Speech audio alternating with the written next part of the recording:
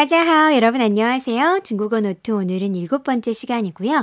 오늘은 형용사에 대해서 한번 다뤄보도록 할게요. 여러분 형용사가 뭔가요? 형용사라는 것은 사람이나 어떤 사물의 모습, 상태, 성질을 나타내는 단어들이에요. 예쁘다, 좋다, 행복하다, 기쁘다, 귀엽다 등등등등이 다 형용사라고 할 수 있겠죠. 자, 그럼 오늘은 형용사의 특징을 살펴볼 건데요. 형용사의 특징은 첫 번째, 형용사는 단독으로 쓰지 않고요. 수러로 쓸 때 이런 정도부사들의 수식을 받는다고 생각해 주셔야 돼요. 그래서 형용사 앞에는 很, 非常, 特别, 挺, 比较 등등등등의 정도부사를 꼭 써주세요. 평서문에서 형용사는 금방 말했던 것처럼 일반적으로 정도부사와 함께 씁니다. 예를 들면 中国人很多, 중국 사람이 많아요. 중국 사람이 전 세계 인구의 5분의 1 정도 되니까 중국 사람이 많습니다 라고 할 때 中国人很多라고 해주시면 돼요. 아주 많습니다 라는 뜻은 아니고요. 그냥 중국 사람이 많다라고 얘기하는 건데 이런 평서문에서 형용사는 정도부사와 함께 쓰인다라고 생각해 주세요. 자, 그러면 이렇게 정도부사와 쓰지 않으면 무슨 뜻인지 한번 볼게요. 형용사가 단독으로 정도부사와 함께 쓰지 않고 그냥 단독으로 수로로 쓰이잖아요. 그러면 의문문을 만들 때 또는 비교와 대조의 의미를 나타낼 때 그렇게 써요. 예를 들어서 中国人多吗? 중국 사람이 많아요. 이렇게 물어보는 말을 할 때는 정도부사를 쓰시면 안 되고 그냥 형용사를 단독으로 써주시면 돼요.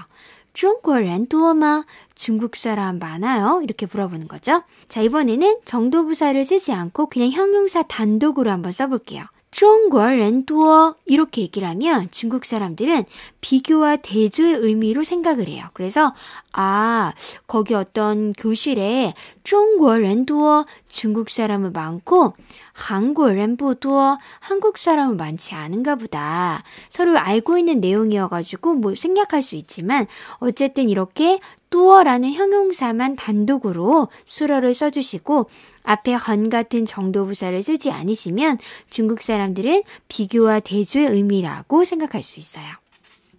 자, 이번에는 형용사의 두 번째 특징입니다. 형용사는 목적어를 가질 수 없어요.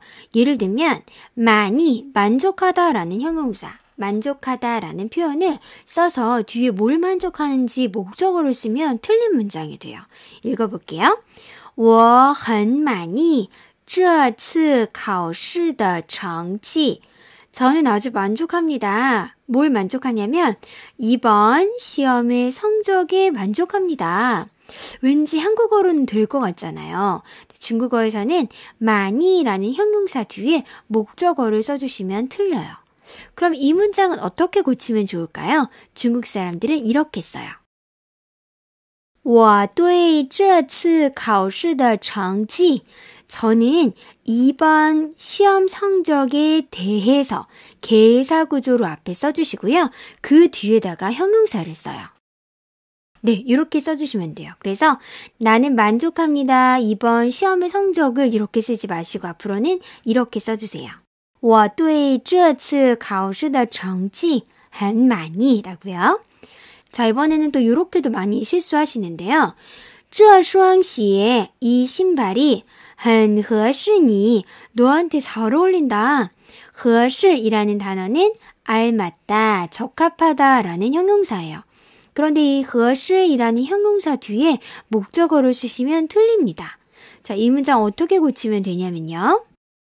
这双鞋, 이 신발은 对你, 너에게, 너에 대해서 很合适, 아주 잘 어울린다.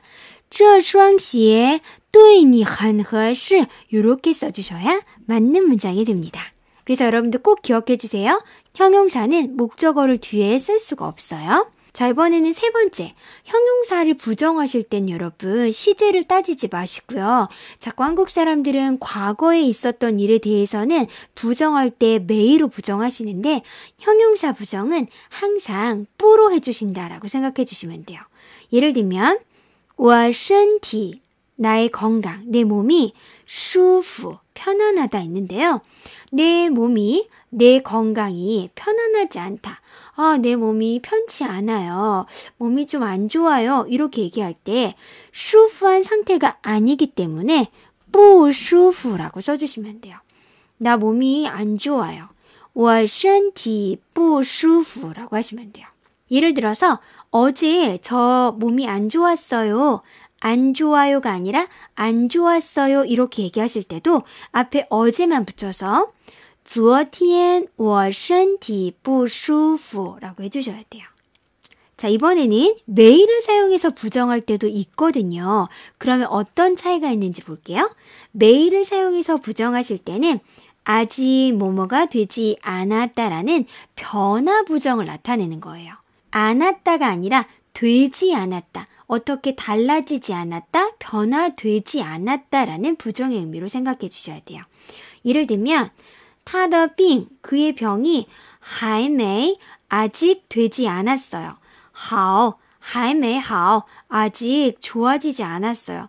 한마디로 아직 회복이 안 됐어요. 이렇게 얘기하실 때는 还没, 아직 되지 않았다. 변화 부정으로 표현할 수 있어요. 하지만 대부분의 경우 형용사 부정은 뿌를 더 많이 사용한다고 정리해 주시면 좋아요. 네, 자 이번에는 세 번째 형용사 역할을 한번 살펴볼게요. 형용사는 문장에서 어떤 배역을 따낼 수 있느냐, 어떤 역할을 할 수 있느냐 총 4가지로 정리할 수 있는데요. 수로 역할, 관용어 역할, 부사어 역할, 보호 역할을 할 수 있어요. 되게 쓰임이 많죠. 자, 그러면 첫 번째 수로 역할하는 걸 볼게요. 똑같이 선생님이 하오라는 형용사 가지고 한번 다양한 배역에 캐스팅 되었을 때 다양한 배역으로 문장에서 활용될 때 예문들을 적어봤어요. 첫 번째는 오늘 날씨가 좋아요. 이 문장에서 하오는 수로 역할을 하는 거죠. 날씨가 좋다라는 수로 역할을 하죠. 그래서 今天天气很好 이렇게 얘기해 주시면 되고요. 이번에는 똑같은 하오를 관용어 역할로 만들어 볼게요. 这次考试 이번 시험에서 取得了 얻었어요. 취득했어요. 很好的成绩 성적을 취득했는데 很好的 아주 좋은 성적을 취득했대요. 목적어를 꾸며주는 역할을 하는 것을 관용어라고 하는데 오늘 하오는 관용어 구조를 만들어줬죠. 관용어 역할을 하고 있어요. 문장에서. 자, 세 번째는 부사 역할도 할 수 있어요. 예를 들면 你好好休息吧. 너 푹 쉬어. 너 잘 쉬렴. 이렇게 얘기할 때 너가 休息, 휴식하다, 쉰다. 수로가 있는데 그 앞에 어떻게 쉬는지 부사 역할을 감당하고 있죠. 그래서 好好休息吧. 잘 쉬어, 푹 쉬어. 부사 역할도 할 수 있어요. 자, 마지막으로는 보호 역할을 할 수 있어요. 자, 첫 번째는 他汉语说得很好. 그 사람이 중국어를 말하는데 很好, 되게 잘해요. 말하는 정도가 아주 좋아요 라고 얘기하는 정도 보호 역할을 하고 있죠. 자, 이번에는 我们都准备好了. 우리가 다 준비를 好了. 다 잘 원만하게 순조롭게 다 끝냈습니다. 라는 결과를 나타내는 결과 보호로 쓰이고 있어요. 이처럼 형용사는 문장에서 수로 역할을 할 수도 있고 관용어 역할, 부사어 역할, 보호 역할을 할 수 있습니다. 네, 이번에는 마지막으로 형용사의 중첩을 보도록 할게요. 형용사도 중첩 2번 쓸 수 있는데요. 형용사를 중첩하면 정도가 강해져요. 느낌이 더 생동감 있고 더 세다라고 생각하시면 돼요. 근데 지난 시간에 동사는 중첩하면 좀 가벼운 느낌이라고 얘기했죠. 동사 중첩과 형용사 중첩은 이렇게 다릅니다.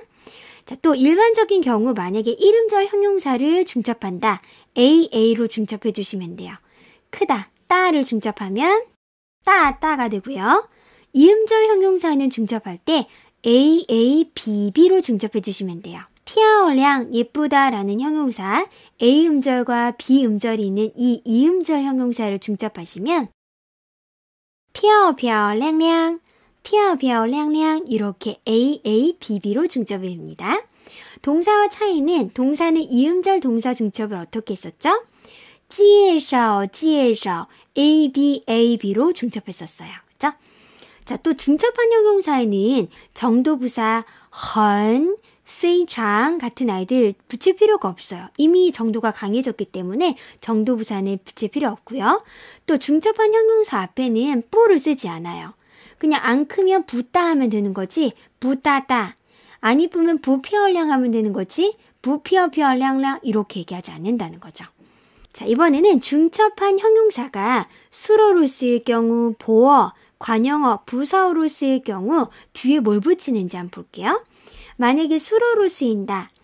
教室里干干净净的 더자를 써주셔야 돼요. 교실 안이 깨끗하다. 깨끗하다. 형용사 중첩했죠? 중첩한 형용사가 문장에서 교실 안이 깨끗하다. 수로 역할을 하고 있잖아요. 이럴 때 그냥 깐깐징징까지만 쓰시면 안 되고요. 수로 역할을 하는 중첩한 형용사는 더자로 마무리를 해주셔야 돼요. 그래서 教室里干干净净的 라고 해주시면 돼요. 자, 두 번째는 보어예요. 教室打扫的干干净净的 교실 청소된 게 아주 깨끗해요. 교실이 깨끗하게 청소가 되었다. 라는 청소한 정도에 대한 정도 보어로 쓰일 때 깐깐징징 형용사 중첩하고 나서 더자로 마무리를 해주셔야 돼요. 자, 이번에는 관형어예요. 这是一个干干净净的教室. 이것은 하나의 교실인데 어떤 교실이에요? 깨끗한 교실이에요. 그럴 때 깐깐징징 중첩한 형용사가 교실을 꾸며주는 관형어 역할을 하고 있죠.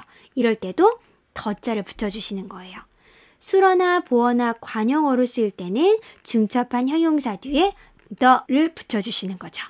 자, 이번에는 중첩한 형용사가 부사어로 쓰일 경우예요. 예를 들면 깐깐징징的 차이차, 깐깐징징的 깨끗하게, 차는 마찰하다 라는 뜻이에요. 마찰하다 라는 단어는 닦다, 문지르다 라는 뜻도 돼요. 그래서 깨끗하게 좀 닦아봐봐 라고 얘기할 때 닦다 라는 동사 앞에 어떻게 닦는지 부사 역할을 해주고 있죠. 이럴 때는 땅지자 더자를 붙여주시는 거예요. 네, 이렇게 형용사의 중첩까지 살펴봤고요. 오늘은 형용사에 대해서 알아봤는데요. 다음 시간에도 기대 많이 해주시고요. 우리 다음 시간에 봬요. 再见!